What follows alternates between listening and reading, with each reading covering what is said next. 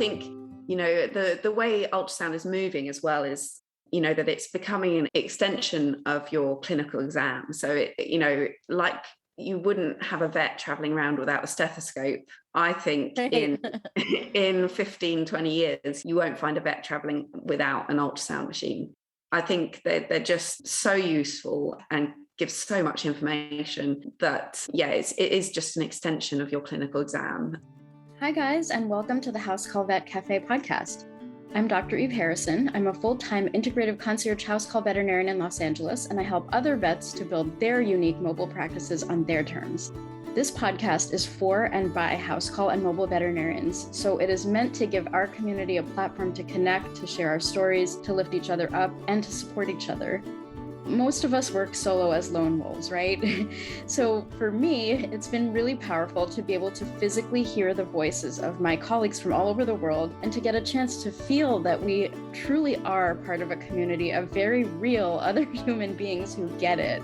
While you may be alone in that little bubble of your own vehicle when you're on the road seeing patients, I welcome you to join our community by tuning into our own podcast when you're on your way to your next house call. Whether you're a super experienced house call vet with 30 years of experience, you're a brand new prospective house call vet just looking to get started, or you're house call curious, there will be something for you in this podcast. Each episode, you will hear interviews from other mobile veterinarians just like yourself who are doing unique and innovative things, vets who are sharing their stories, their struggles and challenges, and you can also look forward to hearing valuable information and perspectives from specialists and experts outside of our micro niche. And finally, if becoming a house call veterinarian is something that you've been thinking about exploring, or you're looking for some extra support getting your own mobile practice to feel more profitable and sustainable for you, check out the information in the show notes about my course and our above and beyond supportive private community for members only, plus our monthly group coaching sessions within the House Call Vet Academy. You can also check out my free public Facebook group, which is also called the House Call Vet Cafe, the same name as this podcast, and which is a warm and cozy community for mobile vets to support each other in professional and personal development, in creative entrepreneurship, and in friendship. So thank you guys for spending time with me today. Let's dive into the episode.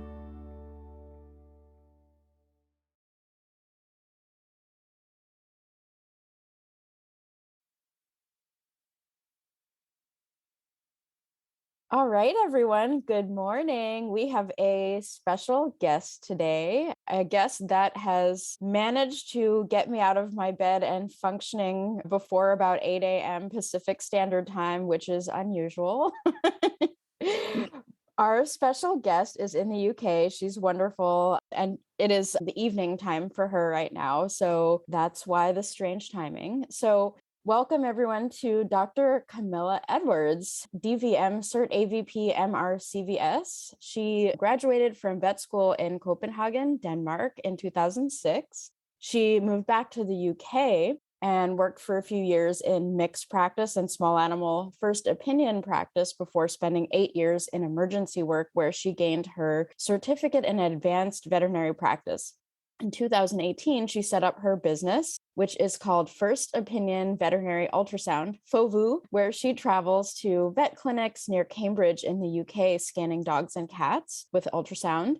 And she's what you'd call a peripatetic vet or a traveling vet, which I think is kind of the language folks use more so in the UK for traveling vets. The way we would say a mobile vet here is my understanding. And we'll hear a little bit more about that in just a minute. So Camilla also offers ultrasound teaching online and in person through First Opinion Veterinary Ultrasound, alongside reviews of ultrasound machines. So I'm super excited to have her here today to talk to us about ultrasound and being a peripatetic vet in the UK and how different that is from the US, and how we can apply the practice of ultrasound and scanning to our mobile practices. So welcome, Camilla. Yay, I'm so glad you're here. I'm so pleased to be here. Thank you so much for inviting me on, Eve. Yay! Okay, everyone, just take a pause and listen to that adorable accent. Oh my God. That's the real reason Camilla is with us today. I have a complete and utter love for all things accents. So welcome. First of all, I wanted to start out the episode with this question that I always like to ask. So when you're traveling to different vet clinics to do ultrasounds, what are you eating in the car? What's your favorite snack while you're on your way? It's got to be chocolate, all things chocolate. So chocolate bars. But I think we have a lot more chocolate bars over here in the UK. That's my impression from when I've been in the US, that there's just a lot more choice in chocolate bars over here. So yeah, chocolate bars, it's my favorite. What? How? I had no idea there was a greater selection there. I'm a huge chocolate fan too. What's your favorite chocolate? Like what kind of chocolate is your like go-to? Well, any of the sort of Cadbury's bars, or, Kit Kat or Boost or Crunchy. You probably don't know any of these brands. I don't. I know Kit Kat. That's the only one I know about. Okay. I want to put in like a special order for you to send me some of those. Yeah. Placing my order right now. That's awesome. I think chocolate is a really great snack to have in the car because it's like a tiny bit of caffeine. It's a little bit of sugar. It's just like happiness. It is happiness, isn't it? Yeah. Just kind of off subject. Speaking of happiness, like my little reward for myself for waking up early this morning is I made myself a sweet potato latte that has sparkles in it. I don't know, for anyone who's watching on the YouTube version of this, if you can see any of the sparkles in here. It's hard. They're pretty thin. They're pretty fine, but it's Sugar Mama Shimmer that I got in New Orleans. Oh, wow. Speaking of like sweets and special treats and stuff like that. Anyway, you have to treat yourself. No one else is going to, so you might as well. Exactly. So, Camilla, can you tell me a little bit about how you decided to embark on the journey of becoming a mobile ultrasonographer? Tell me a little bit about your story. So, I guess the first time it crossed my mind was probably back in 2008 when I was heavily pregnant with my first child. I've got 3 girls. I was locuming in a practice, a lovely, lovely practice, where they had a visiting ultrasonographer. And I was just blown away. I thought, this is a brilliant job. Like, you just come in, see the patients, you see really interesting stuff, and then you go home and write reports, and you're not having to deal with all the drama of dealing with clients and stuff like that. So at that point, I was a new graduate, just a couple of years out. So it seemed like an impossible dream at that point. Also having kids, I thought, I'm never going to be able to do a residency or anything like that because it's just going to be too time consuming. So at that point I thought, I'm stuck in general practice. That's what I'm going to live with. But I gradually moved into emergency and critical care. That sort of grew over here. There were some rule changes in the UK that meant that practices could contract out their out of hours care. So I moved into doing that for 8 years, and I loved that. But I kind of always wanted to be my own boss. So I looked into setting up my own clinics, but that, for one reason or another, never happened. And then I got to a stage where I actually just burnt out in work and had to take some time off work. And really, that's where the idea of setting up a mobile peripatetic vet clinic came back to mind. And again, I was still a general practice vet, but just with now an interest in ultrasonography and many years under my belt now. And I thought, well, maybe if I talk to, my old colleagues, they know I'm a good vet, they know I can do ultrasonography, maybe they'll let me in to just do that part of the job in their clinics, because a lot of them owned clinics then at that stage now. And yeah, that they did accept me, and it's been really useful for them, and it's just grown for me as word of mouth has spread. So yeah, I can't actually take on any more clinics at the moment, so it's a great stage to be at. But it was really a dream that I didn't really know whether it would take off at all to begin with. So that's kind of my journey to become a mobile ultrasonographer. That's amazing. I'm so proud of you. And also, I think it's really interesting how common it is that most of us had to get to that point of burnout in order, like hit rock bottom to be able to test out a new idea and say, hey, I have almost nothing left. There's almost nothing left to lose. So let me try this dream I've had. And it's a story I hear so often with people saying, I've had this dream and this idea for such a long time. And it took just getting smacked with the reality of practice as a veterinarian and in general practice, or first opinion practice, as you guys call it, and just realizing like you literally can't go on anymore like that, and it's time to act on the dream. Yeah. So I love that. And I'm a real believer in, that if we all play to our strengths, then the whole team becomes stronger, so if we really focus on the things, I think as a new graduate, you need to perhaps focus a bit on your weaknesses and try and make them a bit stronger. But once you're, an established vet, then really play to your strengths and go in that direction, do the stuff you enjoy. And other people enjoy other stuff. So together we can create a really good service for the patients. So yeah, I'm a great believer in that.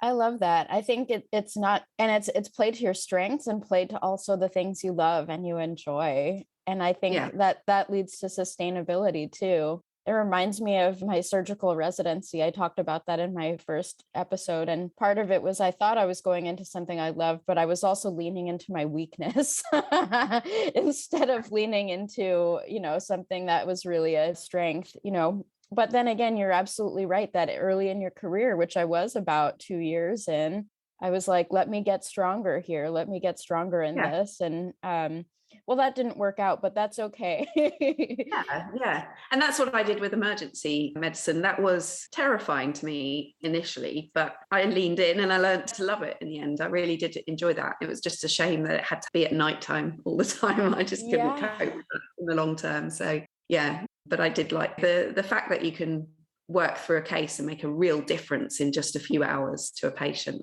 That was really special. It is. It really is. And I think that's why a lot of people kind of get hooked on emergency medicine too, like that sort of challenge of leaning into the things that are difficult and conquering them. And, like you fix the animal, like it's really one of the few places you can just be like, done, fixed. I fixed you. Yeah. And it's great as a working parent, if you can't work full time, then you don't need that consistency in emergency and critical care, because you can make that difference in your shift. You don't have to be there for the next shift if you've got to be home with the kids or whatever. So true. So true. And that's interesting. I didn't know you had 3 little ones. I had no idea. Yeah. You're amazing. That makes what you're doing even like 8 million times more amazing, because that's amazing.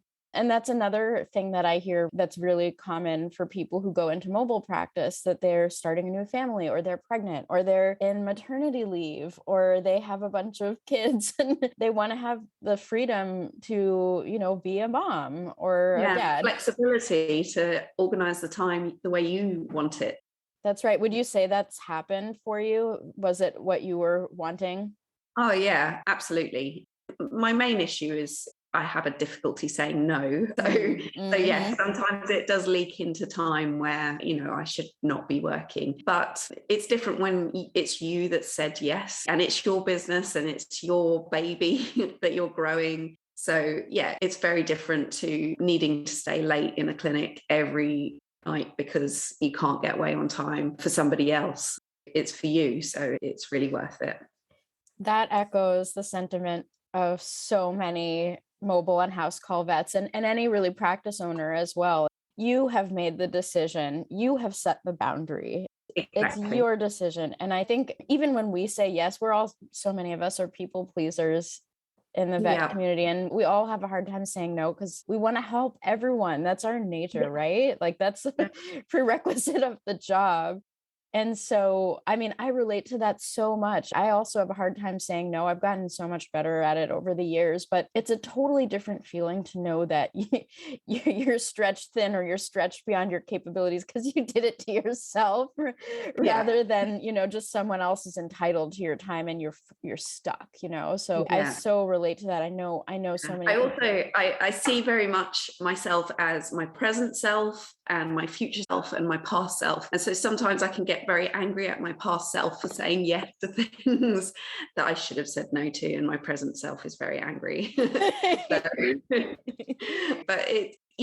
that's part of the learning curve of starting up a business. And also when you're starting a business, it's hard to know how busy you'll be at certain stages. So it does swing up and down, but I like that variety of sometimes it's super quiet and I can get on with other stuff, and sometimes it's super busy. That's nice.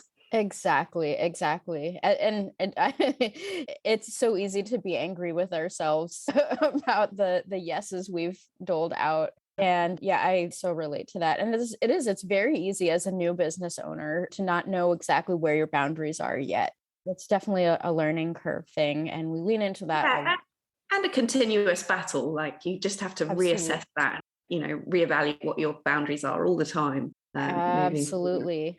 It's definitely a work in progress. I relate to that so much.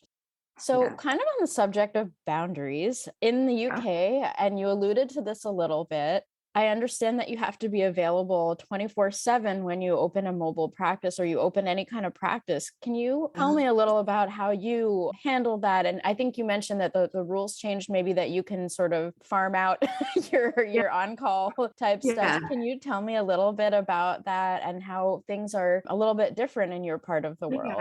So it used to be that we used to have rules that said that it had to be a vet that owned a practice.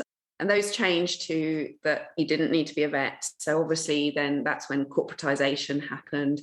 And gradually we've always had the requirement that a vet practice who's seeing clients needs to provide 24/7 cover. But nowadays we can contract that out. But that does mean because it's contracted out, you need to pay for that service. So if you were a mobile vet setting up a practice in the UK and seeing clients, seeing patients, and you didn't want to work after 6 o'clock in the evening, you would need to pay a practice to take your clients then, just because how the rules work means that's how the payment flows.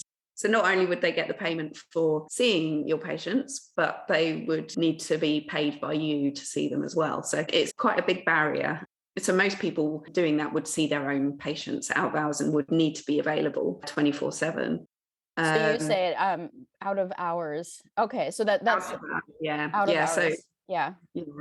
So for my work, I'm effectively a sort of specialist locum. So I'm just supporting the practices that are already there. So although there isn't quite that same 24/7 requirement, I do answer emails and phone calls from my practices when they need me, but that's not too arduous at all. They're very respectful of my time. So I do answer emails at the weekend if I need to, but it's not a lot of work doing that. But yeah, the type of work that you're doing, you would need to be 24/7. So crazy. Yeah. And do you know for like end of life providers in-home euthanasia, does that apply to them too? Do you know?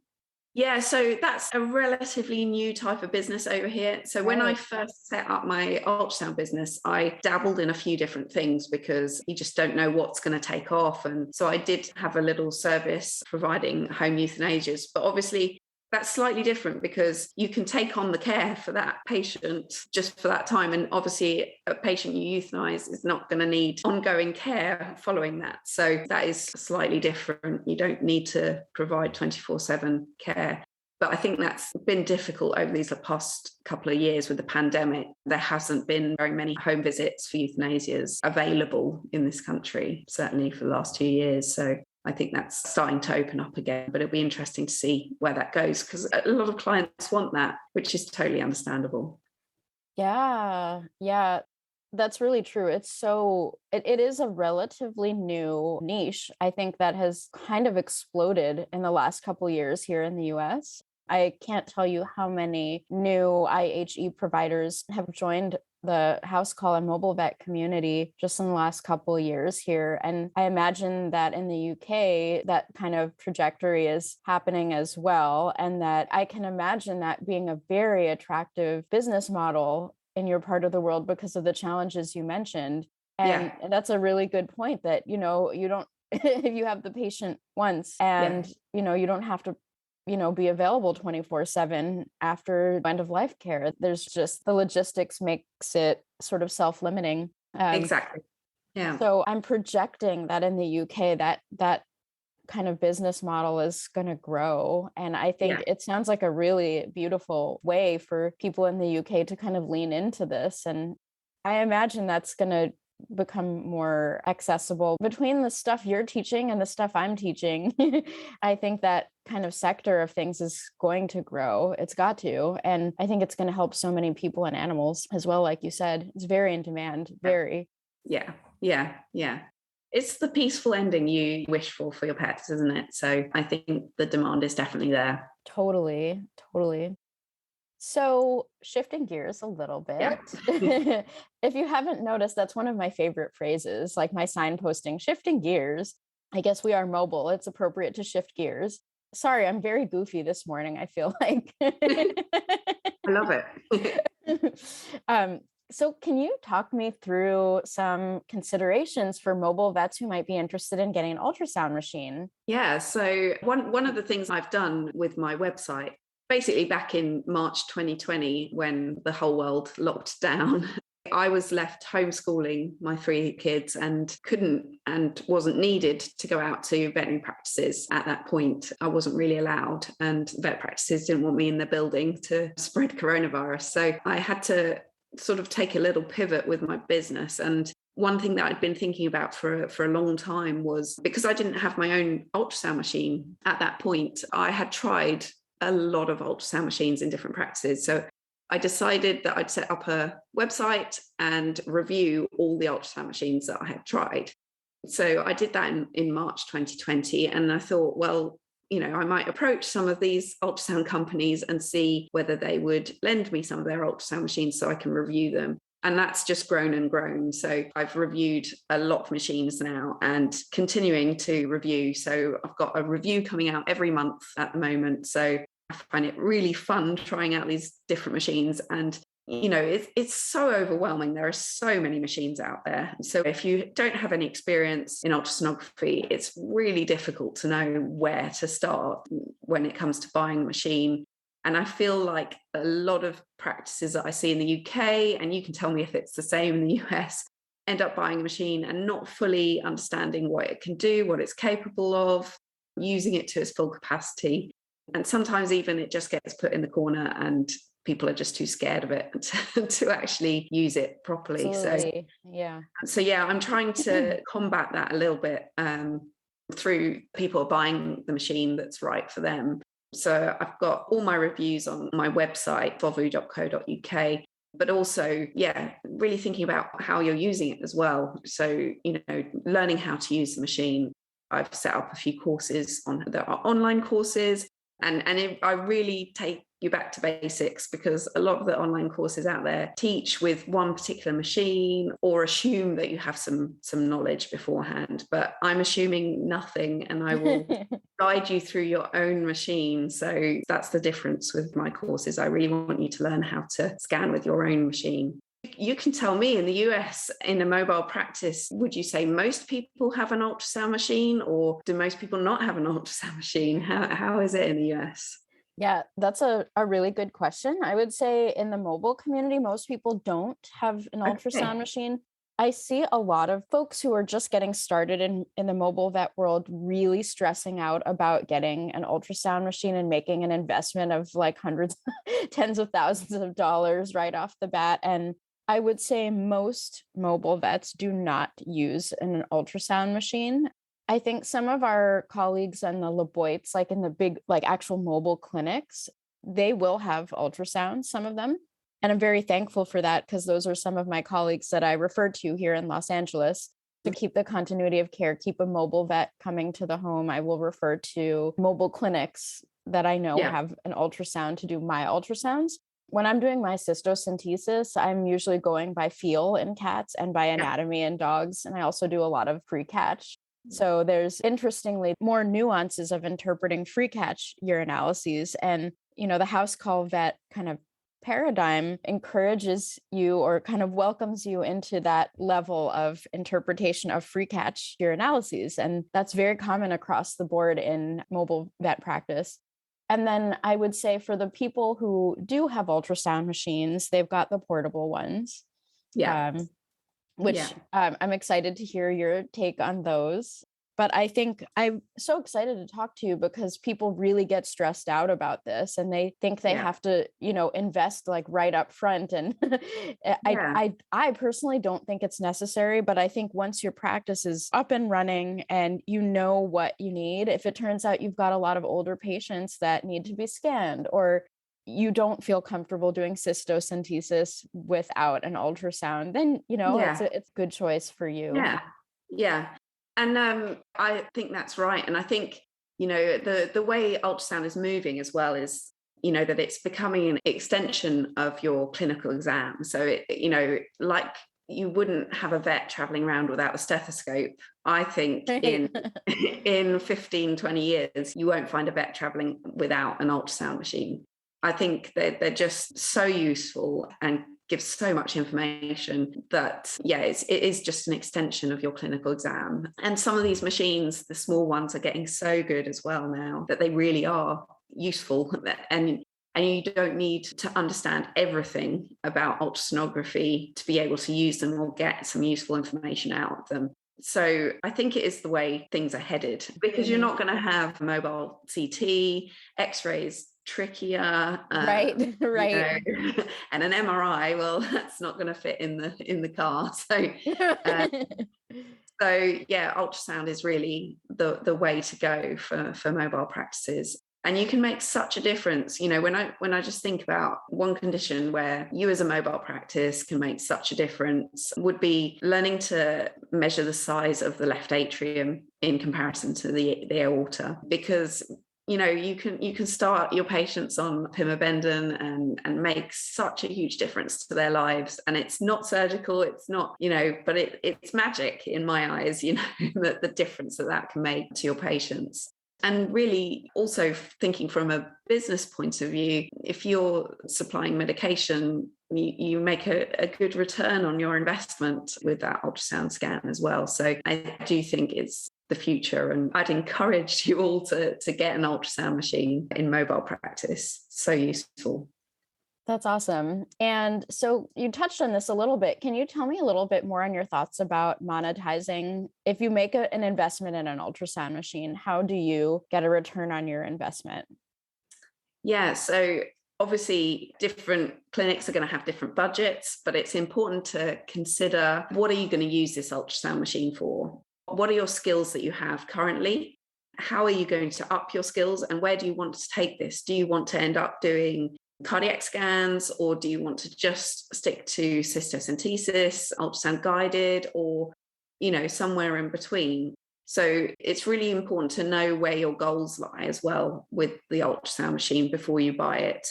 And then with that in mind, take into account in your budget the training and how much that's going to cost to Absolutely. get that level, because that is part of the cost. Also, taking into account things like servicing. Will it cost something annually to service this machine? You really need to think about that. So those are some considerations. Also, I don't know what it's like in the US, but certainly some companies will allow you to lease a machine rather than buy it outright. So that's an option as well. And then consider, what will your clients pay for it? What are they prepared to pay for it?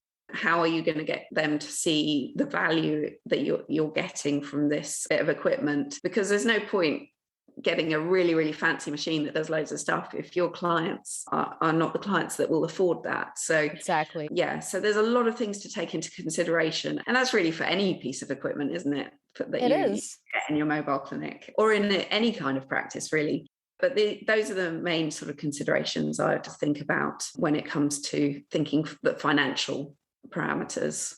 Love it. I think I can't agree more. There's just so many things to consider in terms of your investment when you make that investment. That's one of the reasons that I like to have people hold off on that, until you have a clientele and you have a general sense. What's the demographic? Are you seeing a lot of cardiac patients? Are you seeing old patients that need, met checks? What is your clientele turning out to be? And sometimes we don't know that until we start. Yeah. And, you get a sense of your practice and what your clients are like, what they're willing to spend. And I think at that point, then you have a little bit more information, a few more data points, and then you can start making your big decisions and map out your investment and how much you'll need to charge to get a return on investment, all of that stuff. But I love all of that. All of that is such important stuff to consider in terms of adding ultrasound to your practice.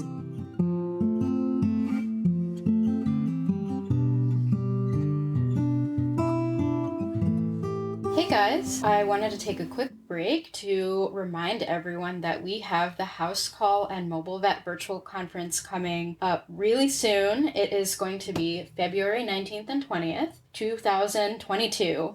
I encourage you guys to all go check it out. The link to sign up is in the show notes. There is right now a 15% discount for vet techs, and that is your discount code 15VetTech2022. If you go to my website, you'll also see it there. I'm super excited for this. It is like really happening. I cannot wait to meet you guys. In this conference, you're going to meet your house call vet colleagues from all over the world. You'll get to see them face to face and connect with your people in real time. You'll get actionable tips and tricks, inspiration. You will get to expand your mobile practice and share your experiences and connect with other people, kind of like we do in this podcast. You can also expect to hear a little bit of information on how to start a house call practice, how to protect your physical and emotional safety as a mobile vet or a vet tech. You're going to get some yoga taught by a veterinarian who is a yoga teacher geared specifically for veterinarians. It's not required, but if you're interested in that, it's going to be there for you. I'm going to be talking about concierge service. We'll be talking about IHE, palliative, all sorts of stuff. I really cannot wait to see you. I also wanted to take this opportunity to thank from the bottom of my heart our amazing sponsors for this conference, who are also some of them just getting started with sponsorship for this podcast as well. So I wanted to thank Rockin' Pets, Rollin' Vets, Ask Jan for Help, Epicure Pharma, Dr. Busby's, the senior dog. You probably know Dr. Busby's toe grips, the Calm Cozy Cat Wrap, Laserific, Heal House Call Veterinarian, the Pocket Pathologist, and the Whole Veterinarian. So thank all of you guys so much for everything you've done to contribute to not only the development of the conference, but to this podcast. I cannot wait to see you guys there. And don't forget to get your tickets before February 14th. That is the last day to sign up for our conference, which will be February 19th and 20th. See you guys there.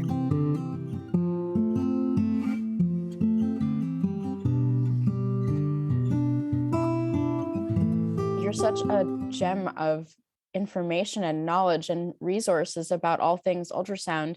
I was wondering if we could get your take on kind of starting with bigger ultrasound machines that someone who's on a Laboit or starting a mobile clinic might, or who would like to enhance their current mobile clinic. What are some of the ultrasound machines that you've found might work really nicely in that context?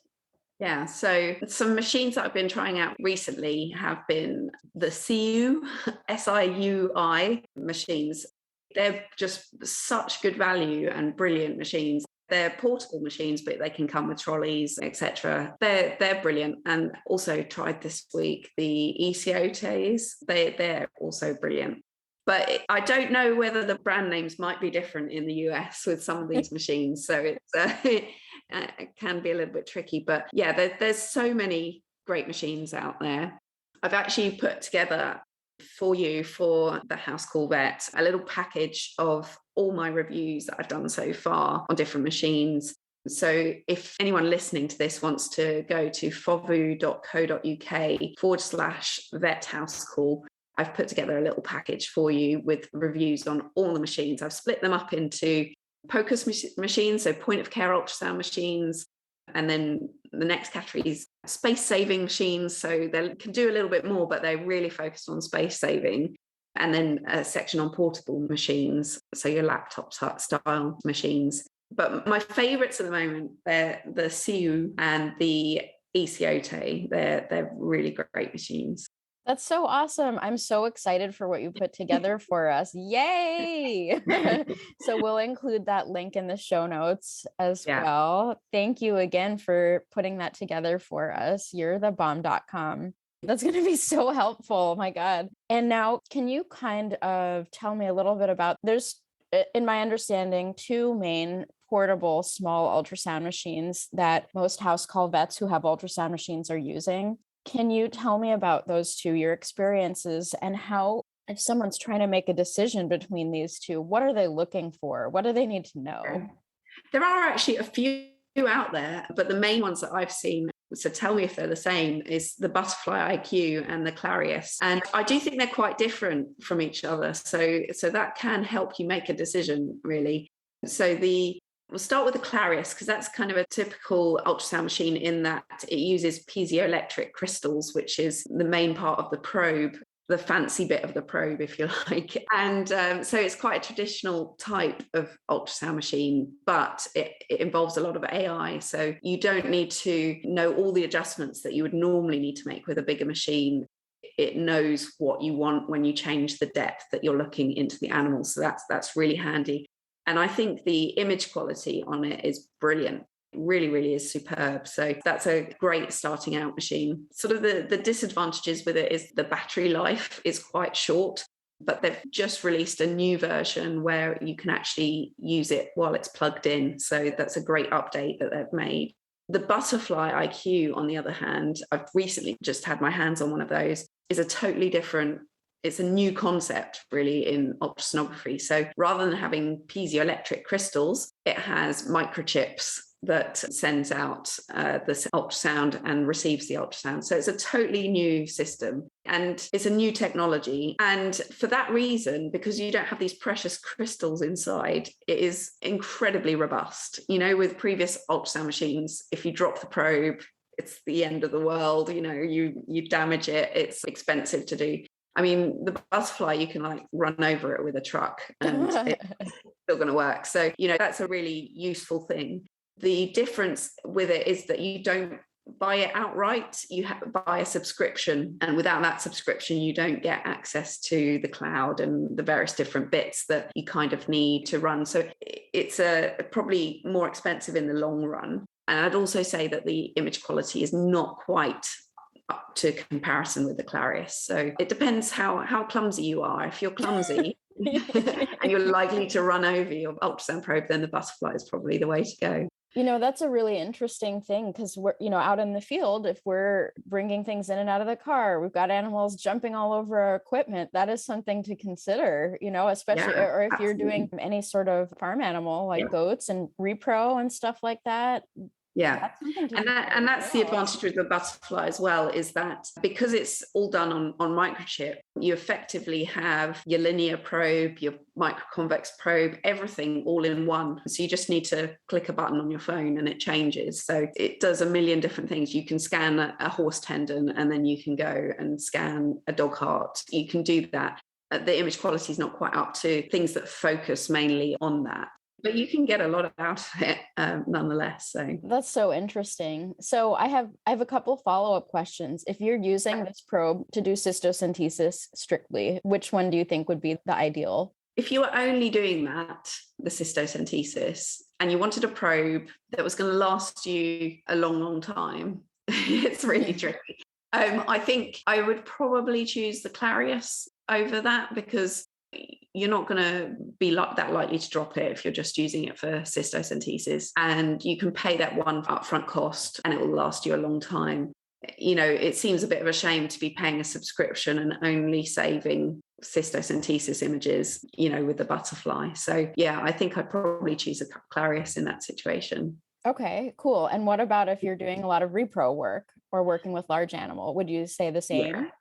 No, I would probably, so I don't do any large animal work, so it's hard for me to say how it manages with that work. But if I was doing a lot of variety of work, I would choose the Butterfly because that will be able to manage at very varying depths. So you can be looking at 1 centimeter to 20 centimeters and it can manage that. So yeah, I would choose a Butterfly for that. Cool. Okay. I think, okay, what is the other context? Like, so you have an animal that's got free fluid in the abdomen at home, and you're trying to see, does this animal have a splenic tumor? Does it have liver mets? Which ultrasound in the home would you pick for that? So I would choose the Clarius because the image quality is better. So you're going to see those details a bit more clearly. Okay. Cool. Okay. I think that gives me and probably our listeners like a little bit of direction. Yeah, that's super helpful. Yay. Okay. So now I'm curious to hear a little bit more general information. If you wouldn't mind sharing your top 3 tips for vets who are just getting started incorporating ultrasound into their mobile or house call practices, what would you tell them? So I was thinking about, really think about what cases you want to use them for. So the cases I see most often where I think the other vet could have done this is in those persistent cystitis sign animals. So both cats and dogs, but where the cystitis unexpectedly hasn't resolved. That's where you want to put the ultrasound probe on it, because it's probably either got a stone or it's got a tumor. And that's something you can really easily learn. It's really easily highlighted by the fluid that's in the bladder. So that's a really good starting point. So yeah, get good at scanning your bladder because Right. that's a really good place to start. The other tip is to get some training, get a good teacher. So obviously I teach online, so that's an option. Some people prefer being taught one-on-one, and there's lots of places you can get one-on-one training. The thing I always find with that is, though, that it's great for that day and then you forget it all. So it's nice to have that consistency.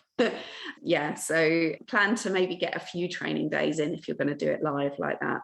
Tip number 3, I guess, practice. That's like my motto if you do any of my training courses, that's what I finish every webinar saying is practice, because that is the key. The more normal you see, the more you'll be able to see abnormal. So then it will jump out at you. Love it. So I have learned about ultrasound and taken so many little trainings, and it went in one ear, out the other. I swear to God, I can't. You're absolutely right. Because I don't have an ultrasound machine, I'm not practicing, I'm not doing it. And I know intuitively that you're absolutely right. So if you're going to invest in an ultrasound machine, you also have to invest in learning how to use it, invest your time into practicing, finding a good mentor, a good teacher, someone that resonates with you and you can learn from potentially over the long term, because this is kind of like boundaries. It's an ongoing process, and kind of like veterinary medicine as a whole, it's an infinite amount to learn. Absolutely. I'm still learning every day with ultrasound. Always. And I also feel that way about folks who are just starting their mobile practices, or people who have invested a lot of time and money into equipment, into God knows what, but they're not investing in their education on how to, sustainably run this practice so that it's profitable for them, because there are techniques. There's so much to learn about business, and it's not really the kind of thing you can wing. You can't really wing it. Same with ultrasound. You can teach yourself on the fly, but you're going to miss a lot in the beginning. You're going to struggle. You're not going to monetize properly. You're not going to know how to use the equipment you have or the investments you've made. And so I relate to that so much. I think it's really important to have a guide, a mentor. Consider ongoing education in your craft a part of the investment that you make. 100%. Yeah. Yeah. So I love the courses that you have. The minute I get an ultrasound machine, I will be at your door, banging down your door, taking those courses. And I did have a chance to look inside your course a little bit. You gave me a little courtesy peek, and it looks amazing. I'm so proud of you. And I know this is going to help everybody, and, myself someday once I make the investment. Can you tell me a little bit more about your courses, your offerings, and what you'd like people to know about what's in there, all the goodies? So I really focused on because ultrasound to me 10 years ago was a bit of an alien concept. It was the scary machine in the corner. And so I really wanted to make a course that would help me 10 years ago. So I really focused on what would help me. So I've got two main courses on teaching ultrasound. So the first one is called The Basics. And in week 1, we go through the ultrasound machine, how it works, how to switch it on. And I get you to take pictures of your own machine. Like I've said before, I've tried a lot of them, so I know how to work them. But even the ones that I haven't tried before, I can figure out for you what buttons on that machine from your pictures or from getting the manual from my suppliers that I know. So I can help you figure out how to get the most out of your machine. And we break it down to 5 really simple buttons. So I'm really trying to simplify it. I'm quite a 3D thinker, so that's really important to me. So I give you access to a great 3D anatomy tool, so you can really focus in on what it is you're looking for and where it should be in the abdomen. And then also I have lots of interactive tools to help demonstrate how the physics is working, because understanding the physics really does help you get the best image out of your machine. And then it gets juicier after that. We move on to some emergency scanning and scanning the liver and the spleen and gastrointestinal tract and the urinary tract and the reproductive tract. And then in the trickier bits, which is also a 4-week online course, we cover, like I say, the trickier bits. So we look at how to use Doppler, we look at lymph nodes, adrenal glands, pancreas, all those really tricky things to find in the abdomen, as well as going a little bit more in depth in the gastrointestinal tract. So finding out the different parts of the gastrointestinal tract as well. And there's also a little bit on the heart as well, just basic cardiac scanning. So you can get a little bit out of that as well. So yeah, I'm really proud of these courses. I put my life and soul into those over the last year and a half, and I get really good feedback from them. So I'm really proud of them. So yeah, you can find them at fovu.co.uk. Awesome. I'm so proud of you too. Our journeys have been a little bit parallel, my creation of the House Call Vet Academy. And I think you started a little bit before I did, but I feel like a kinship, and I'm so proud of you when I see what you're putting out, and you have a lot to be proud of, and you're helping so many people. And I just wanted to thank you for what you're doing for our community and our industry. And I think we really need practical, simple, accessible stuff so that we can help our patients and not be so intimidated of the equipment we're expected to be operating every day, right? Yeah. And that's the thing as well. I think, I don't know how it's worked in the US, but in the UK, it's often GP vets are being taught by specialist vets, and it's a different environment. But yeah, I'm a GP vet at heart, and I teach what you need to know in GP practice, what you need for your patients. Beautiful. I love that. And I think because of where you're coming from, you're going to be able to speak to the general practitioner in a way that a specialist wouldn't be able to. So thank you again for that. In summary, we are in the House Call Vet Cafe. So I would love to hear, what's your favorite tea, coffee, other beverage to drink? What's your comfort beverage? So it's tea. I'm British. It's got to be a cup of tea. Awesome. So yeah, nothing too fancy, just an English breakfast tea. No milk, no sugar, just tea. Beautiful. Yeah. Cup of tea. Yeah. All right, Camilla, thank you so much for your time and your expertise and your free gift, the little ebook that you put together. Again, all of the links will be down in the show notes. And please feel free to send me a DM or reach out to Camilla if you have questions, and we'll see you in the next episode. Thank you so much for listening to this episode of the House Call Vet Cafe. If you enjoyed this episode, then hit the subscribe or follow button on Apple Podcasts, Spotify, Google Podcasts, YouTube, or wherever you listen to podcasts so you never have to miss an episode. This podcast is made specifically for you, so don't be shy if you'd like to reach out and let me know your thoughts on this episode. You can find me on Instagram and Facebook as The House Call Vet Academy, where I also share more valuable content.